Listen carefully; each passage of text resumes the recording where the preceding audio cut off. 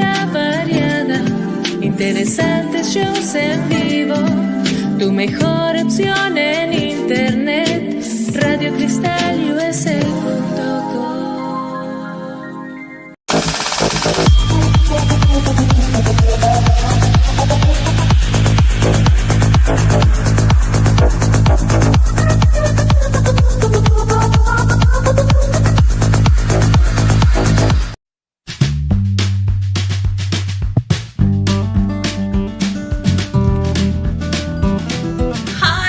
Bienvenidos a mi show. Welcome to Catching Up with Claudia. Now, ojalá que se puedan quedar hasta el final para que puedan escuchar lo que va a compartir mi invitada o mi invitado. Así es que no se les olvide también de seguirnos por las redes sociales. Estamos en todas las plataformas. Hasta luego.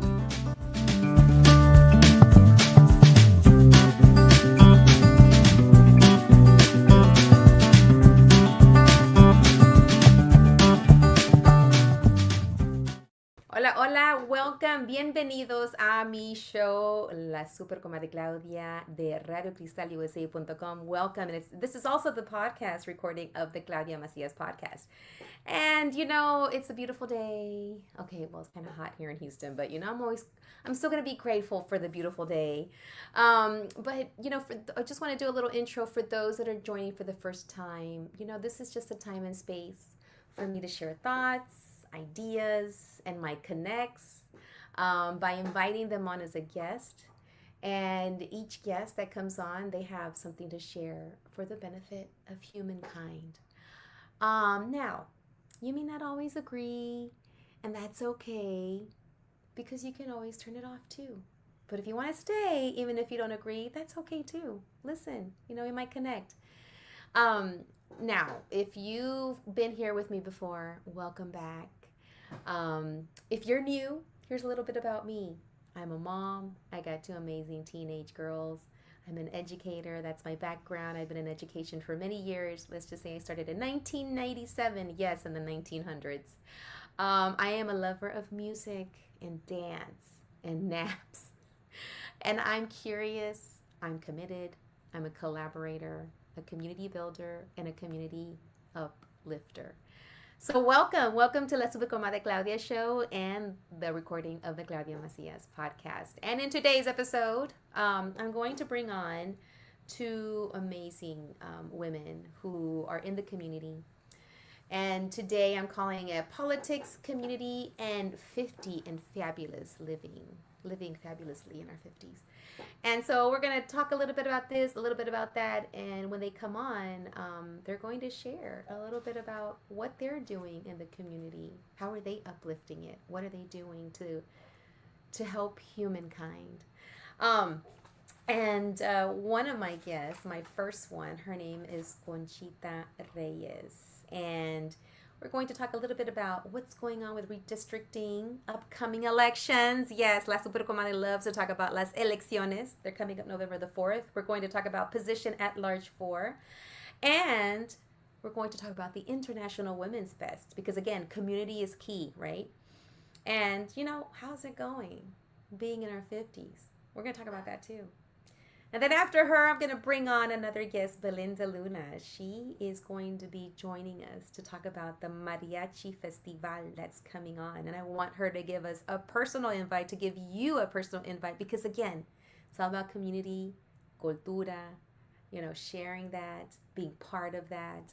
And that Mariachi Festival is a ticket that you just want. It's a beautiful experience. So she'll come on to give us that info, that history, and how you can connect to get those tickets so we can see each other there in community. But before we get started, a little bit about La Comadre, La Super Comadre Claudia, en la comunidad, up in the community. So what have I been up to? So, you know, first of all, I'm here and I'm okay because, as you know, I've been struggling with this whole menopause era. What was it? Hashtag cincuentañera era. Hashtag las menopausias, hashtag hot flash era. So, you know, I'm going to be open and transparent because, you know, you never know who this might help. Maybe you're going through something like this. Maybe you live with someone that might be experiencing this. Maybe you are dating. Maybe you are a partner to someone that might be going through this moment, right? So anywho, so I'm going to share about that. I feel much better because I am not only am I doing Men Awake, but I had to kind of call in some backup for me. Everyone has a different body, different needs. But I'm on hormone replacement treatment or therapy, one of those. And it's been super helpful. So I just want to say thank you for to the shout outs, the science, and also, Men Awake as well, because I'm doing it all. I had to do it all to get better for me and for my girls and for my brain because it was feeling a little crazy. But so what have I been up to now that I got this a little bit of energy back because of the hormone replacement therapy? And that only works for me. You need to talk to your doctor. Make sure you get what you need for you.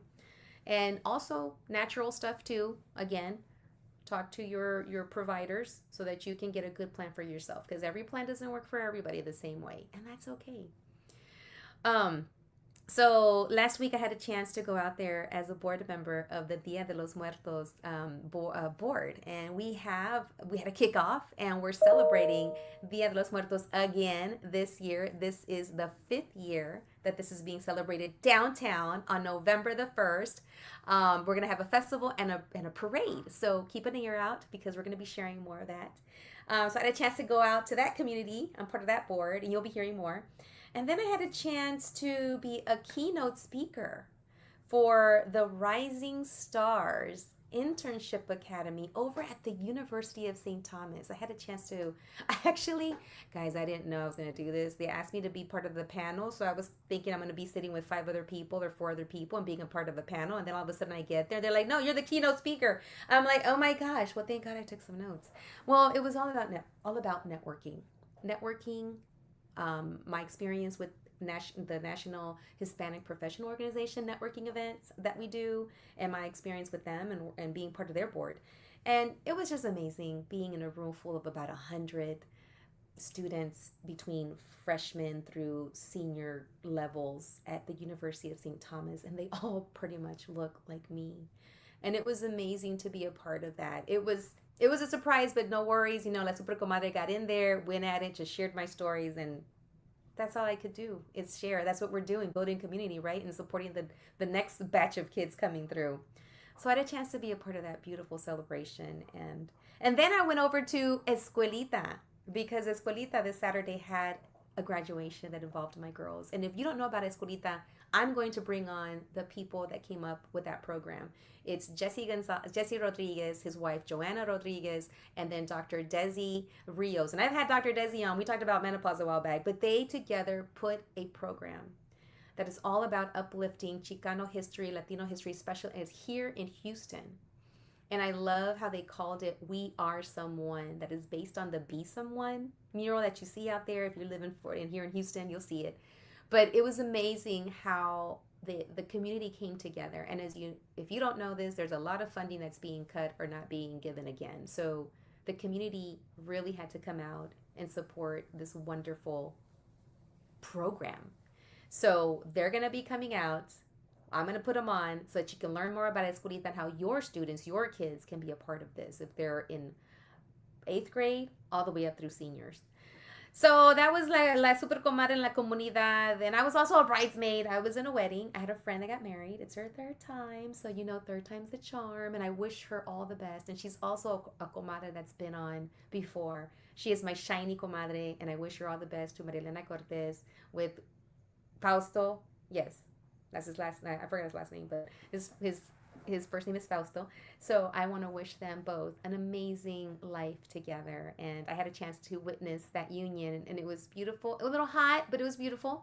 And it was beautiful to see them together and connecting and sharing that moment with us. So that was in that community. And so that was a little bit. Oh, and then another community thing I did. And if this is new, I work with Brain Builders, and Brain Builders is a program that is beautiful and wonderful for families that have little ones between the ages of 0 to 3. And I was out there recruiting families over at the Tejano Centers, one of their schools called Rice STEM Academy in Pasadena. And I met about, 20 families, signed them up for Brain Builders. And Brain Builders is free, and it's a time and space that we offer online and in person for parents to come together and connect. and to figure out, oh my gosh, what can I do to support my baby's development, my toddler's development before they go to school? And also to comadrear, because it's hard being a mom and it's hard being a dad sometimes. So coming together with other parents and saying, oh, you too? You go through that too? Yes, me too. Okay, I'm not the only one. We need to make sure that we connect and we continue building community. So I'm excited to continue offering brain builders through my work. That's my day job. And I had a chance to talk to so many families. So yes. And also to round out La Comadre en la Comunidad, happy first day of school to all the little kids that went back to school, all of the educator warriors that suited up and went to school today and had a chance to welcome all the kids back. Now, some of you have already been in school since last week. Some are not starting until next week, but this is the back to school era. Bienvenidos a la escuela otra vez de nuevo. Maestros y maestras, wishing you all the best as you receive these little ones and the big ones and get them through this year and get them out into the world. All right, so that wraps up for La Super Comadre en la Comunidad. I want to bring on my returning comadre, Super Comadre, by the name of Conchita. Where is she? Come on down. There she is. Hello. How are you doing? I'm doing great. So I see you got a new place there. Oh yeah, I'm loving it's my manifestation home. I love your manifested home there. How are you doing? We were just talking offline before we got on that it's been since 2023.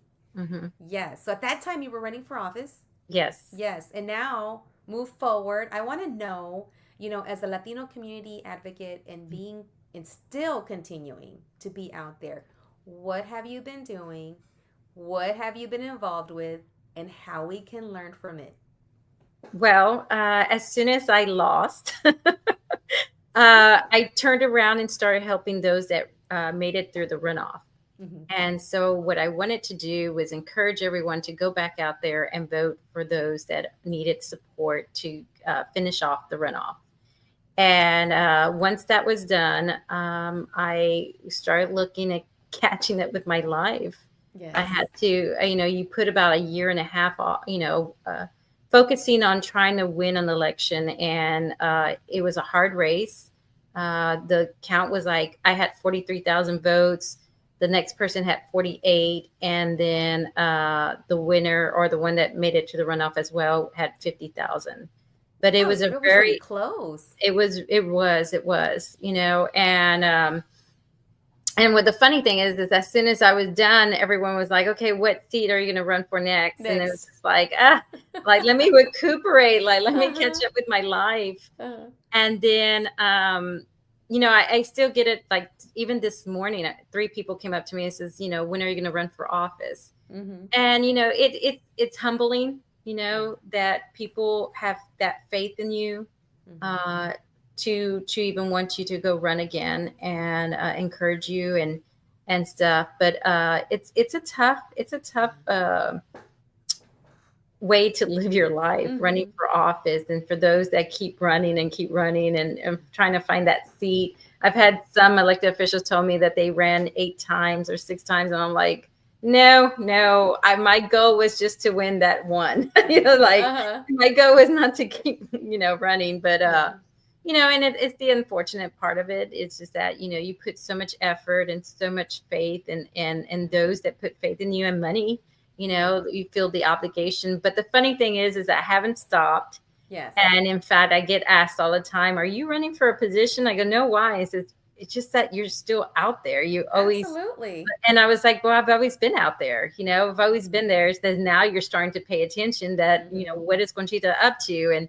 And it's so funny because those that are new to my world, they were like, what time do you sleep? Like, when do you sleep? When do you take a break? When do you have time for yourself? And that's the best thing about my life is that I'm doing the advocacy work and it's what gives me pleasure. Yeah. And then I also encourage other people to do that same thing in their community. And I teach them and I show them and I share my network and I share my ideas so that other communities throughout the Houston area benefit from it. Mm-hmm. And so it's important because a lot of times, as you look, Houston's the third largest city. It's the demographics is so wide and stuff. And so, at times cities, government, local government, federal government, state cannot provide. And so then it comes to us. What can we do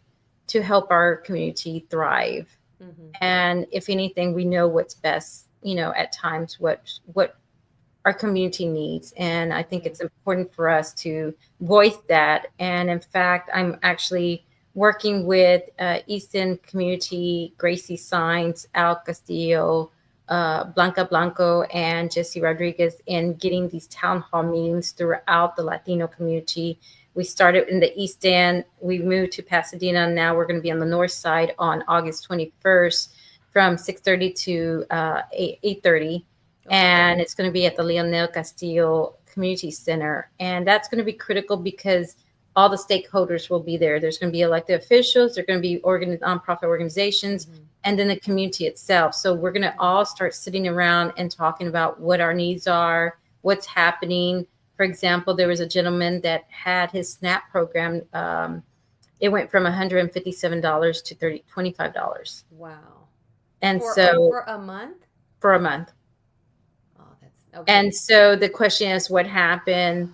What do we need to do to assist them? So luckily we had Gloria Moreno from Congresswoman Sylvia Garcia's office that was going to look into it and everything. But there were several other issues that were pointed out that, at times, sometimes we don't see it, we don't hear it. If you don't speak up, we're not going to know. And so I think it's crucial that our community starts voicing out the needs of what's happening. I told somebody, God forbid, if we have the same situation like in the 1950s where we hear that our seniors are eating cat food because they can't even afford canned tuna. So that's my biggest fear with everything with the administration as it is. So back to and how do we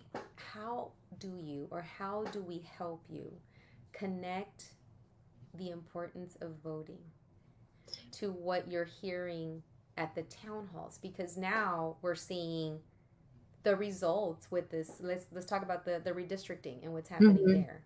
And we're hearing one story of one person whose SNAP was cut tremendously, right? That's just nothing. You might as well not give the person anything. Right. But what do you see so that could be said so that the normal person, you and I, that maybe, well, you're not, we're going to vote, but maybe those are like not real, they're seeing what's going on, they're feeling hopeless, they're feeling like, what's the point? How do you make sure that they show up for the town halls?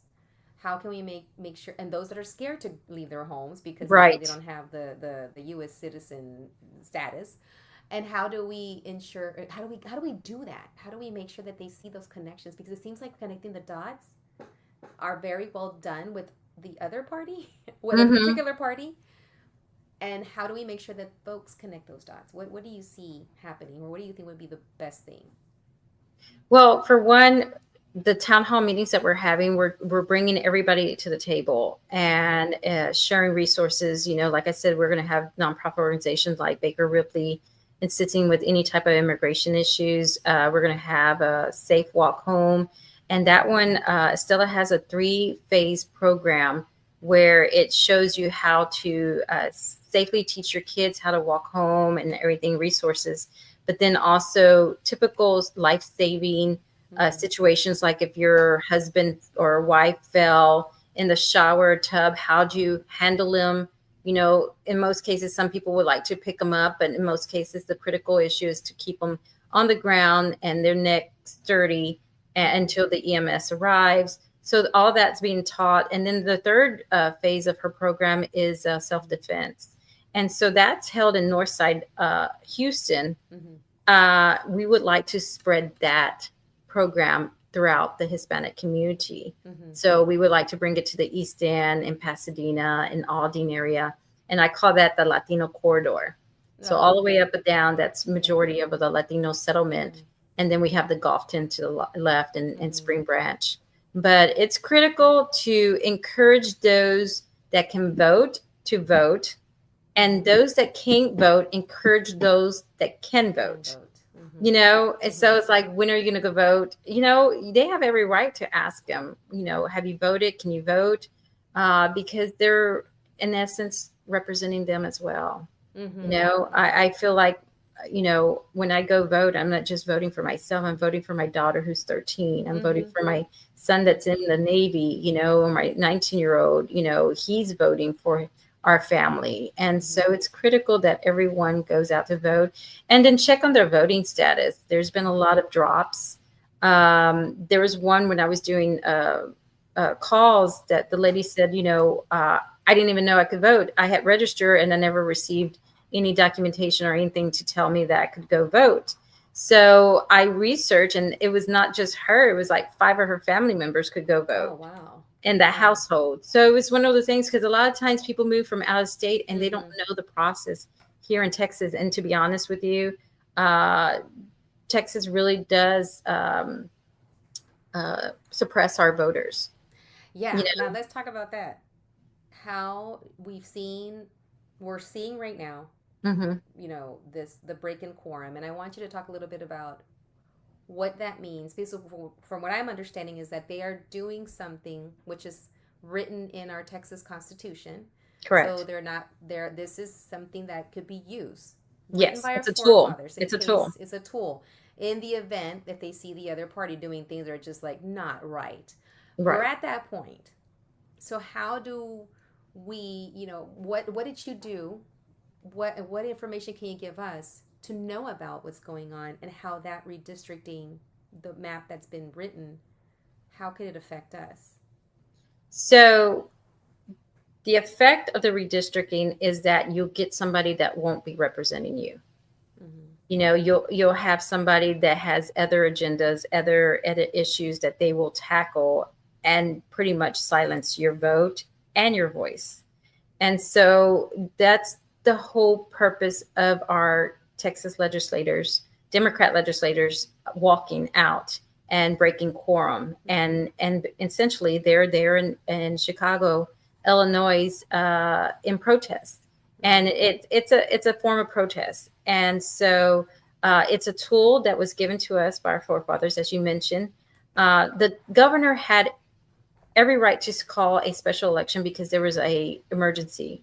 And as everyone knows, the Hill Country was hit hard, devastated on the 4th of July, and also in Leander, Texas, which is 28 minutes from Austin. And I have been referred by Commissioner Garcia to handle a nonprofit organization, a national organization called Extreme Weather Survivor. And so right now, currently, I've been in Leander for a month, helping and assisting the recovery part of the disaster relief. And so our focus is providing mental health and GoFundMe for residents, and then also small businesses and so forth. But to get back to your question, he had every right to provide emergency fundings for that particular need. Instead, he called for a special election, and then he turned around and decided to focus on redistricting. So they've had 2 meetings for the emergency, for the disaster relief, and he's had over 10 meetings on the redistricting. So it looks like someone, and what I had researched or heard was that from the top down, from the very top down in the White House, someone said, the person that's running the nation said, give me 5 seats. Now, when he said that, can you kind of elaborate what Trump or the person in office meant by saying, give me 5 seats? And then all of a sudden, looks like Texas is bending over backwards to give him 5 seats. But break it down. What does that mean? And how does that tie with redistricting? Yes. So he verbally stated, you know, we could get about 4 to 5 seats in Texas. So everyone had kind of figured something funny was going on. And even our state representative, Jolanda Jones, mentioned I was kind of puzzled why I was in this redistricting committee back in January, but now it makes sense. So it was already pre-planned. But overall, it's a restructuring of our population. So each district holds about 700,000 residents and any form of ethnicity. But in reality, the only way you can have a full minority district, it's called a single minority representation district, and it has to be 50 or more. And so, like, Sylvia Garcia is a single member majority district. And so she had 74.5%. So in reality, they shouldn't have touched her, right? Because it's a legitimate district. But to purposely arrange where a potential Republican could win, they redistrict her whole area. So she has the northern part of Houston, where she was all the way down to Pasadena, Galena Park, and everything else. So she had been a congresswoman for 6 years, representing these individuals, even Segundo Barrio on navigation and so forth. And now they're restructured to where she is barely in her own district. So residency wise. So now lead us into the seats or the areas. So you Okay. named Sylvia Garcia. You as Yeah, that's Congresswoman. district. So the 4 districts that was being eyed on was Sylvia Garcia, District 29, Al Green, District 9, the former Sylvester Turner, who passed away, District 18, and then Mark VC in Dallas, who is District 33. So there was the 4 that they were eyeing on, but in reality, they needed 5. So the 5 are 3 in Houston that was redistrict, but there's another 3 in the Valley that is set for Republican Latinos per se. Possible, yeah. Possible. So it seems like they were very calculated. Yes. And drawing lines to help gain some seats. Now, why do they keep saying that that's not what they're doing? When it's pretty obvious. Because overall, in the beginning, they said that that's not what they were doing, but now they've gotten pretty cocky and says, we can do it. Oh, I haven't heard that part. Okay. Yeah, I've seen some where it says, we're going to do whatever we need to do to win those district, and we have every right to restructure them. So basically, so how do we respond to that? As okay, we have the legislatures that are breaking quorum and protesting this because now it's obvious what they're doing. How do you and how can we support that doesn't happen? Because it sounds to me you named some people that are very vocal. Al Green, he's always vocal for needs and calling people out as he should. Sylvia Garcia as well, calling out like when something is not right. So it seems like they're choosing not only areas that they can make it, better for them, for the other people to win, but also people that are very vocal. Well, it's a good point that you noticed that. So Sylvia was on the first impeachment hearing. So you got to remember this person in the White House doesn't forget, and he's very revengeful. That is true. And so he goes after his so-called enemies. So, and then, Al Green was the one to file the impeachment hearing for this term. So he was the first, and then he was censored, if you remember, from the State of the White House address or the State of the Address. And then, of course, Turner, it was just overall that seat was available because of the death. They made it an excuse.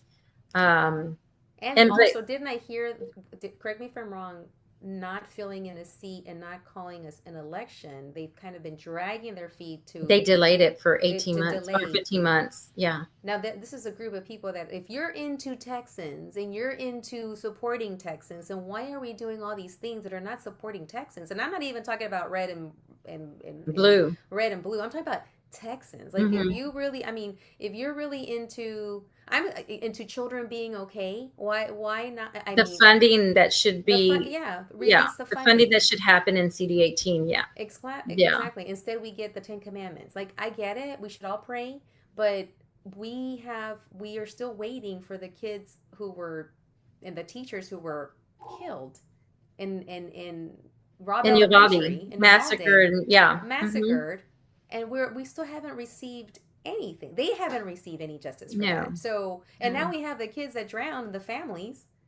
why? I don't understand this. I think and this is where, how can we connect this information, share this? How can we help people connect the dots and see when your SNAP benefits are being affected, it is a result of the current administration. When you see that they're spending time on removing people who are doing Hmm. good for their people that they Yeah. represent. Why? So how can we get people excited about this so we We can get need them to to, vote? so like, for example, quorum. Okay. So they Mm-hmm. need three more Democrats to move over to Austin to make quorum. We had eight Latinos break quorum. I mean, they left, well, what was it? Six never left Austin. So they showed up that first day, all Latinos from the Valley. And then we had two that left uh, the following day to Austin. Mm-hmm. And then we recently had one leave Chicago to Austin. And they're Mm-hmm. all the Valley. And that's the thing. I don't understand why nuestro gente, the border and everything. I understand the border needs to be, Secured and secured and safe and everything. And I totally agree in that situation. But there's so much more on the table. mm-hmm. You know what I mean? It's like Yeah. you're sacrificing for one piece of the puzzle when there's much more There are pieces, many more pieces. like SNAP. And then I had a gentleman that called me and he had issues with TSA not renewing his TWIC card. And this was keeping him from working at the Port of Houston and keeping him from getting overtime. And for me, that's food on the table for his Absolutely. family. And so he worked on it for like a month and a half. I worked on it for like a half a month. Mm-hmm. And then finally, I had to call Congressman Garcia's office and I said, this guy really needs help. This is keeping him from continuing to work in the Port of Mm-hmm. Houston, but also overtime.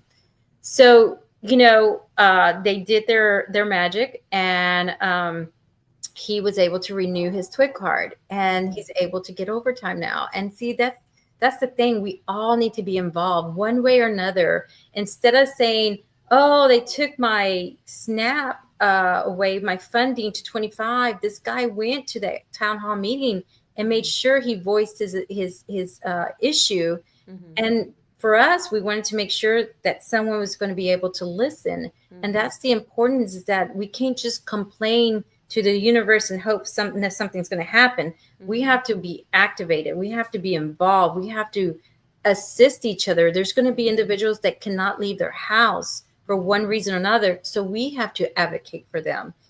We have to assist in any means possible in making sure that our voices are heard. And it goes for me as well. I mean, even though I'm a U.S. citizen, my skin color, I have to take a picture of my birth certificate and my passport and have it on my phone. And that's if they're going to bother to look at it. They might just take me in and do process me and then bring me out afterwards. And that's what's been happening to a lot of our U.S. citizens, Latinos, is that they're being picked up and then they go into this due process for about 48 hours to 72 hours, and then the release. Yeah. And the fact is, it just brings fear to our community, and that's unnecessary. Unnecessary. You're right. And to me, sometimes I think this is all by design too.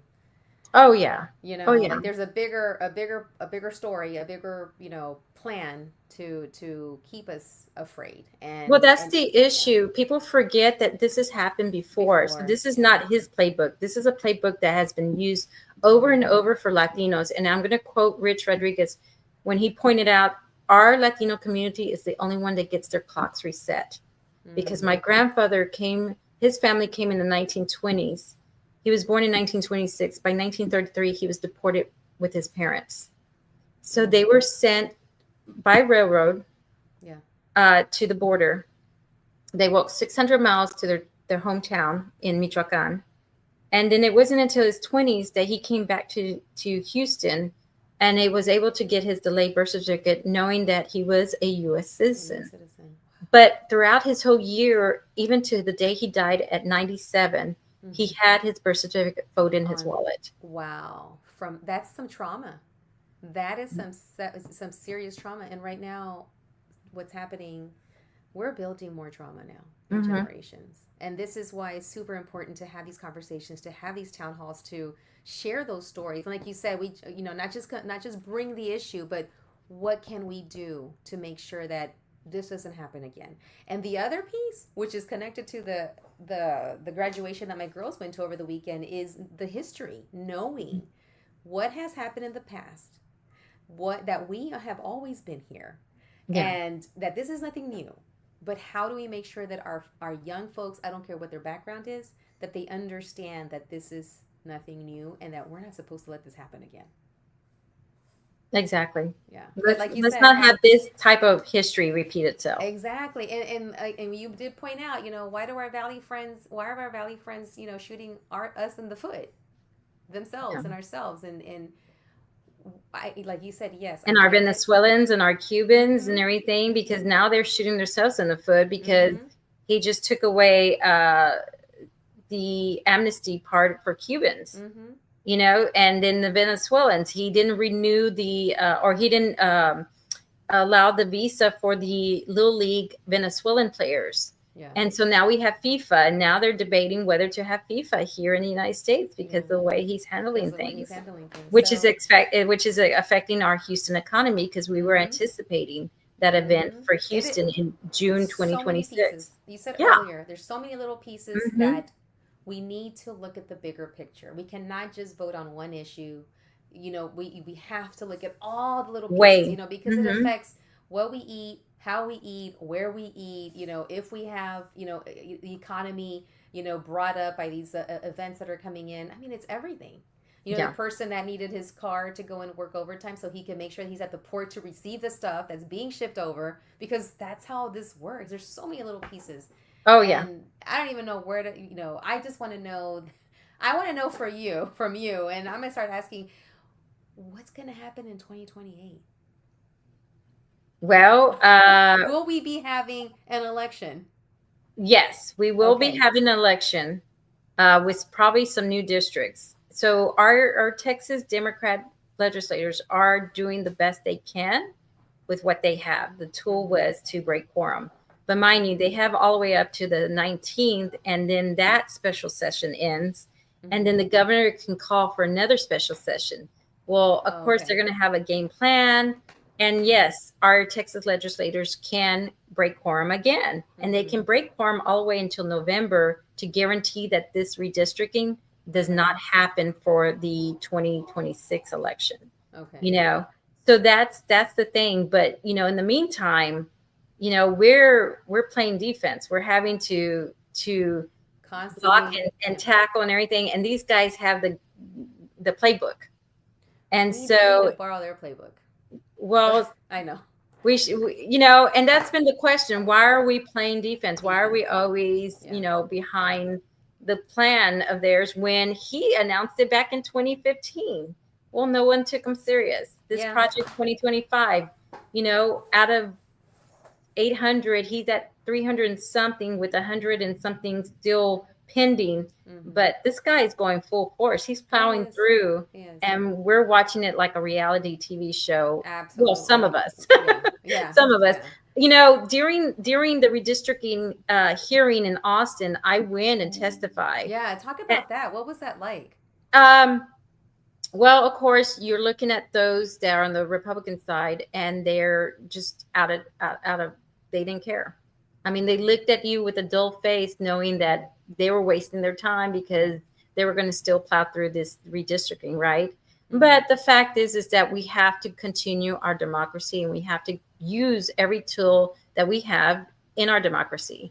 And so for me, I had to go and testify. And actually, I was in Leander, doing my job, and I was dirty with my work boots and everything. And I showed up to testify, and I'm like, guys, I just came from Leander, which no one's talking about. Everybody's talking and addressing, which they have every right of the Hill Country, but yet Leander lost 13 people, and they had 50 homes displaced and so forth, and small businesses, and no one is even talking. They're like 28 minutes from Austin. Yeah.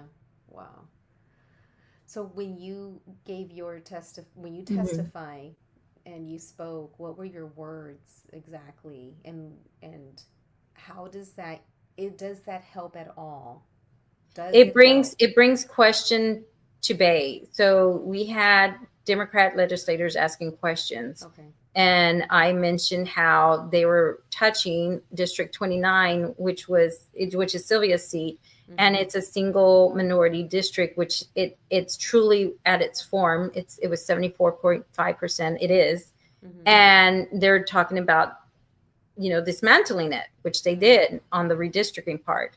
And then I mentioned about FIFA, how this whole midterm redistricting and everything, all this chaos is happening in the middle of our, supposedly our best economy Mm-hmm. opportunity with FIFA. And now you're doing this, you're disrupting the norm. And then, for me, it was bringing my daughter to Mm-hmm. the Capitol Yeah. and Yeah. showing her that even I, who is a one resident in Houston, Mm-hmm. can voice their opinion and point out that what they're doing is wrong. Yeah. And it's not only affecting me and those around me, but it's affecting her future and her generation. And I made sure I Mm-hmm. pointed out her generation as well. Yeah. Yeah. Yeah. All right. Well, we got Belinda. We want to bring our second guest on, but I want to say thank you for bringing light. And I know, and you're let's bring her on because we got two festivals that we're going to talk about. Yes. All right. So before we bring her on, bring on Belinda because we want to talk about community because in the midst of us making sure that we show up to vote, that we voice our needs, that we are understanding what's going on in politics because politics affects everything, right? But I also want to bring in the community piece. We got to still stay connected. We got to still make sure that we're uplifting, places for folks to gather and to connect because we need humanity right now. Yeah. So I want for Belinda, I want you to bring on and say hello, introduce yourself, and tell us what is coming up this weekend So, and how can we connect August it to you? 22nd, 23rd, 24th, we're going to have our sixth annual Mariachi Festival at the Wortham Theater. So, you got to come out and support this beautiful mariachis, folklorico music. We have kids coming in from California, from Utah. And this is the first time we actually have a winner from the youth vocal competition coming from Mexico, from Oaxaca. So it's going to be an Excellent. exciting weekend. And we have Mateo Lopez from San Antonio, who was in the Guinness Book of World Records as the youngest mariachi at 4 years old. So it's going to be an exciting weekend. You guys can come out. It's mariachifestival.com, has all the information for the tickets. So it'll be Friday, Saturday, and Sunday. Now I've had the honor and the pleasure of being there, and I think from the second one on out. I think the first one I went to was at Yeah. Houston Baptist. I think that was the first one I went to. Okay, that was the second. We actually So that had was a the first second. one at Talento Bilingüe. That was the Okay. first. And the second one we had at HBU done at the theater. And that seats 1,400. And then we went to the Wortham Theater, it seats 2,400 for 1 day. And now we're at 3 days. So obviously there's plenty of Latinos out there that want mariachi music and coming out. So right now we're at 3 days. And this is a fancy theater in Houston, y'all. This is fancy. So Mm-hmm. gala, Saturday we do gala attire. Everybody comes in their gala attire. Uh-huh. And then Friday and Sunday, they come out with their Mexican dresses and guayaberas. So, and you can see the website there. So it's got we have a fabulous Jose Longoria here from Houston with, if you've been to a football game, they're out there getting the Yes. crowd going at the Houston Texans. And he's with U of H Pumas. He created an all-star youth. So this is youth from all over Houston that he puts together. These kids are amazing. So, and then he's got his own group, Mariachi Imperial, third generation. So it's going to be an exciting weekend. Now tell me, Belinda, what was the spark that someone said, "Hey, we need to do this"? What was the connection? Uh, Where was the idea from? so Was the it idea came in 2019 with my mother, Macaria Mendez, okay? and my brother, Ben Mendez. Uh-huh. So they had this one little event, and then they decided to create this organization.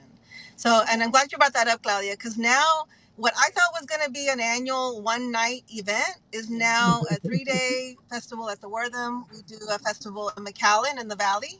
Uh-huh. One day festival there. We do a golf tournament. We just had our second, and it sold out with 72 teams.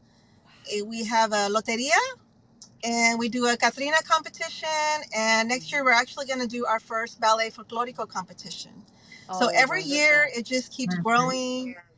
growing and just new activities. So, yeah, I just did it in 2019. So this is our sixth annual. So it just keeps Sixth growing annual. every year, That's amazing. every And year. that to see Yeah, this growth, yeah, yes, aplausos. To see this yeah. growth. Soy Mateo López, tengo 10 años, estoy en el Guinness Book of World Records para el más joven mariachi del mundo.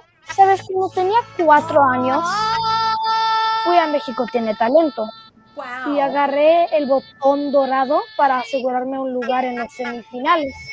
Wow. Y hasta llegué a los finales. Luego, después de eso, fui a Los Ángeles a cantar a Little Big Shots Oh con my Melissa gosh. McCarthy, a cantar México Lindo en mi traje de charro, y también canté en muchos otros lugares como MLB por los Houston Astros y Oh. también por los Boston Red Sox, y también canté por el NBA por los Houston Rockets y también por los Clippers y Lakers. Canté por el NFL por los San Francisco 49ers. Y por último, canté por el MLS, el MLS All-Star Game, canté el himno mexicano.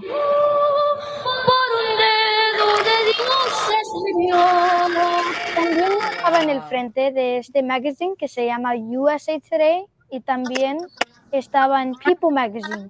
Conocí a The Rock cuando canté el himno nacional en el XFL. Y también canté en el histórico Rockefeller Center con Kelly Clarkson. Yo y ella cantamos. Oh, that's amazing. That's Wow. awesome. And he's going to be there Yeah. on one of these days, Yes. right? Oh my God, that is amazing. So, seeing this and see how it's grown, it's so needed to make sure that despite what's happening, despite our culture or our voices being, they're trying to silence, trying to cast us aside, that we've always been here. And we're Yes. going to continue being here. And let's go out and celebrate. Because one thing that I kept hearing, and I don't know about you, Conchita, and you, Belinda, is that even though we're going through what we're going through, to still have joy in our life. To not let what's happening steal our thunder, steal our joy, steal what we do. Because we are going to continue. And as long as I can have a voice and you can have a voice and we're going to have, we can go up to the Mariachi Festival and then go over to your festival that we're both ambassadors of. Yes. Tell a little bit about Viva las Mujeres Festival. Talk a little bit about that. Sorry, It's the guys. International Women's you guys. Festival, International Women's Festival, and it's going to be September 6th from 3 to 9 p.m. at Midtown Park. It's the first of its kind here in Houston. We are so excited. It's something that it will be happening next year in March, but this year we wanted to show a huge impact in the community and also give the flowers to our women here in Houston. So it's going to be a very diverse selection of those that we're going to honor and recognize on September 6th from 3 to 9 p.m. at Midtown Nice. Park. Okay. And I see that there's still Sponsorship levels. Yeah, still sponsorships available as well as vendorship available. Yes, and this is a great opportunity for women-owned businesses that have items or services to present to other women. This would be a great time to promote and celebrate our women, international women. All right, and there we are on the we're part of the ambassadors. Yes. We've been out there sharing the flyers, sharing the information, and just like here, being on here and sharing it with you guys. Yes, it's very exciting being the first of its kind and the event held in Houston. Yes. So really excited. So that's September the 6th. It's around the corner. Yes. I can't wait. And again, community, we need to continue coming out, supporting each other's events, showing up. Yes. And you know what? When she said about all those people showing up at that location for Mariachi Fest, I'm like, should you and I put up a table and sign people up to vote? Let's talk to Belinda later about that. Yeah, we need to, and then also the International Women's And that Fest too. I guess that's it. You know, community. We have a very important election on November 4th, and that includes Congressional District 18, which is what the former Sylvester Turner, his seat, which was, Sheila Jackson Lee's seat, very historic Black district. And then we also have a special election for at-large position 4, City of Houston at-large position 4. And we would like our people to come out and vote. If you're going to start voting, vote now, November 4th. How early can we start voting for November 4th? It's October. Right? Early voting is October. Oh, my goodness. But it's about 2 weeks before, right? It's 2 weeks before. I think it's like October 23rd through the 31st, and then the November 4th election. Okay. It's around that. So we need everyone to put this on their calendar. We just like the way you put down the Mariachi Festival, the International Women's Festival, your kids' first day of school, the visit to the dentist, all of that. Yes. Put November 4th on your calendar as a day to go out and vote. And also, you said earlier, which is super important, check your voting status. Yes. You don't want to show up, but they're like, you don't belong here. Yeah. And I know I'm going to sound a little over the top, but dude, if you're going to, you take everything, take your papers, take your voting card, take your driver's license, take your, what else do we need to take? Take your driver's license and your passport. It's a safe bet, because the passport has your picture and your ID, and it's historical, so forth. And at this point, that's really what we're using. Even as we're driving, we get pulled over, I'm showing them my ID and my passport. So it's critical that we kind of figure out the end game, be ahead of it. Be ahead of it, so we're ready for that. And then also, I do want to mention, because you mentioned school, for those that are considered illegal, if you're concerned about what happens if I get picked up, what would happen to my children, there are forms that you can put down for emergency who you would temporarily assign your children to if you're picked up. And you can provide those documents and give them to the school district. So you can give them to your children's school and show that there is a plan B in case you're picked up. Okay, so it's super important information. So if you know, if you're listening right now and you're watching, and you have family, or you have friends, or you have comadres or somebody, please make sure that they have a plan, and put yourself down, because this is a time where we got to watch out for each other. At this point, it's about humanity. Yeah, it's about humanity. It's about making sure that people are okay. And we have to take care of each other. In this state of situation, the way we are, it's critical we take care of each other. Check on your seniors, make sure they have food. They're putting their AC. We had an elderly that her AC was down. It was 102 in her apartment. She died. So I'm always doing, check on your seniors, check on your neighbors.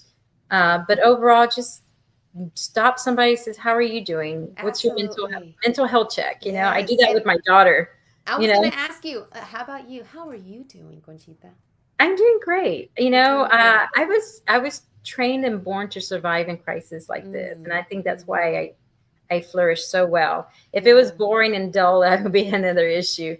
But no, but showing other people how to flourish in crisis like this is where I need to focus on, and show that we can survive, and we have survived before. But it's just unfortunate. It's really unfortunate, because this is a great country, and even with its dimples and warts and bumps and stuff, hiccups, we still survive, and we take care. And that's the thing, during Harvey, during the pandemic, we took care of each other.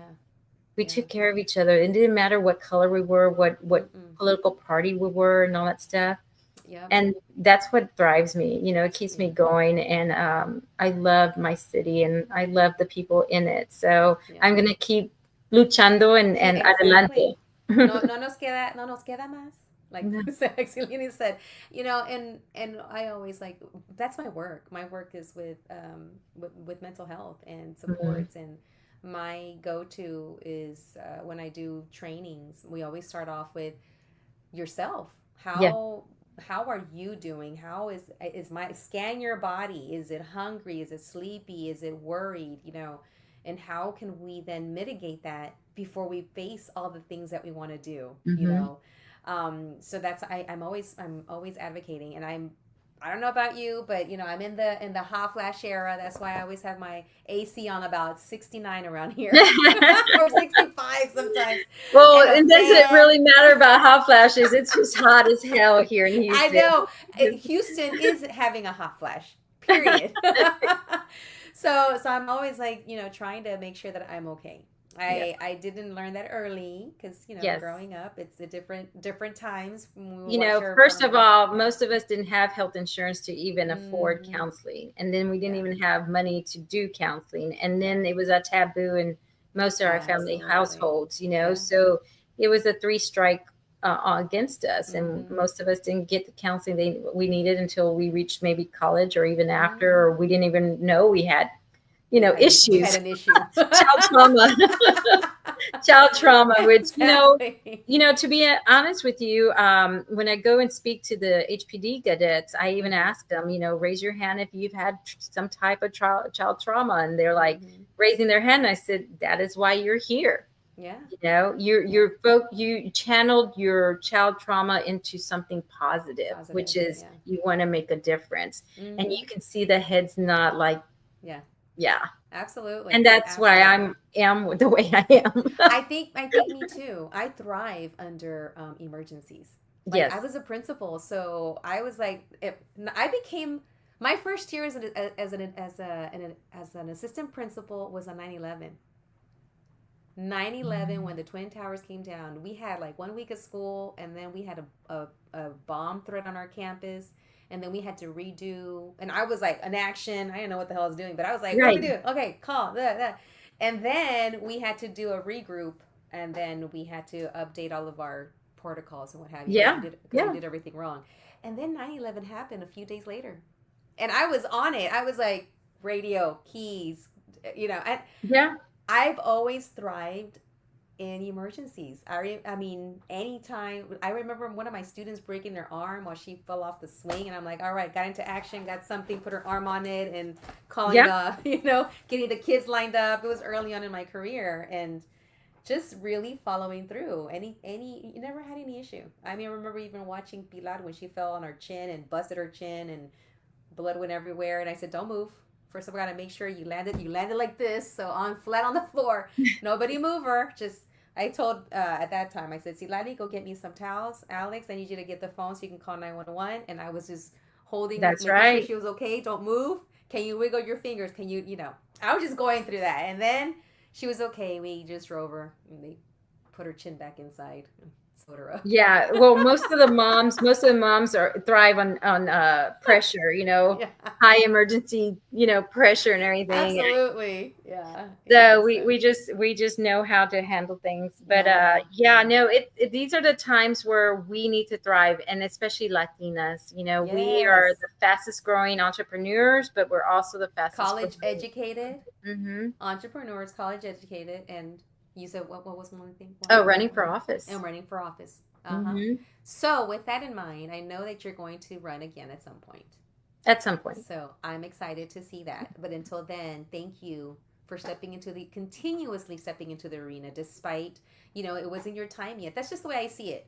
When something doesn't happen, it just wasn't your time yet. And that's okay. Right. Because you have another mission to accomplish, another assignment. So this is your current assignment. These are the assignments that are given to us. And then once we complete those, you never know when that assignment comes up for you again. So thank you for stepping into that arena or never leaving it, and you come from a line of elected officials, people that have always been in la comunidad, and you're just continuing that. And may your child, maybe someone in your family, as they continue growing, that they take that civic mindedness and share it and cherish it the way you have. So thank you. Thank you. And keep living your fabulous life. So are we 50 already? Are we what? Are we 50 already? Yes. We're 50, going to go 51 in September. September 20th. Nice. Well, I just turned 51 and it's been good so far. Yeah. So I feel like we're like in our, like this is another chapter where we're going to continue doing amazing things, and Oh, yeah. I'm here to do them with you, causing commotion where I can, and Good travel. yeah, making good trouble, whether it's in office, running for office, helping those in office, town halls, here on this station, Advocating. and sharing, advocating. Thank you for being a connect, a friend, a super comadre, and an amazing fellow human being. Thank you. Thank you. And take care of you, because we still got a lot of work to do. Yes. I know. I'm like looking at the clock. How much more time do I have? That too. Yeah. How much more time do we have? Now, thank you so much. And we're going to take a little quick picture afterwards. But I want to say, los que están aquí escuchando, gracias por estar aquí conmigo. So thank you so much for being here and connecting with me, La Super Comadre. And just a little reminder that the Super Comadre Claudia Show, the Hey Comadre, and the Claudia Macias podcast is solely for educational and entertainment purposes and should not be substituted for professional support or services.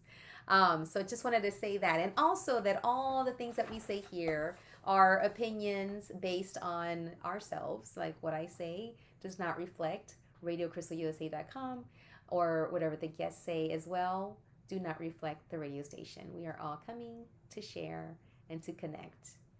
And hopefully you had a great time with us. So I want to give a thanks to our great sponsors. They're always making sure that we're on for you. We have Chris Pignon with Media Studios, an amazing photographer. Please contact him for your photos. He's the one that always does mine. Ilsa's Glam Boutique, always glamming me up with her earrings. But they have a whole line of purses, earrings, hats, you name it. Get yourself glammed up with Ilsa's Glam Boutique. And Cookie Face Cosmetics.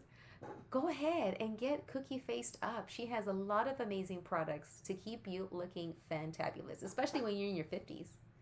And finally, Menawake, who's also been helping me as I go through this time in my life of menopause. Try her Menawake products, and also they are a major sponsor of the upcoming International Women's Festival that's coming up on September the 6th. And that was it. If you're gonna go to the Mariachi Festival, make sure to follow Belinda Luna. Make sure you get your tickets so that and I'll see you on Saturday. I will be there on Saturday. Thank you so much for the tickets that were gifted to me by Belinda. We're gonna be seeing each other there if you go on Saturday, and connect with yourself. Make sure to take care of yourself. Scan your body. Make sure you're eating, drinking your water, taking your breaks, resting, because we have a lot of work to do when you're a human. But part of the work is to rest as well. Put your head down, take care of you before you start taking care of everything on your list and everyone around you. And continue doing good for humankind. We need each other. Make sure to build your community. Reach out to them. And if you ever feel like you need some support, don't stay quiet. You got to connect with others. All right. That's it. ¿Tan tan? ¿Ya terminamos? ¿Tan tan?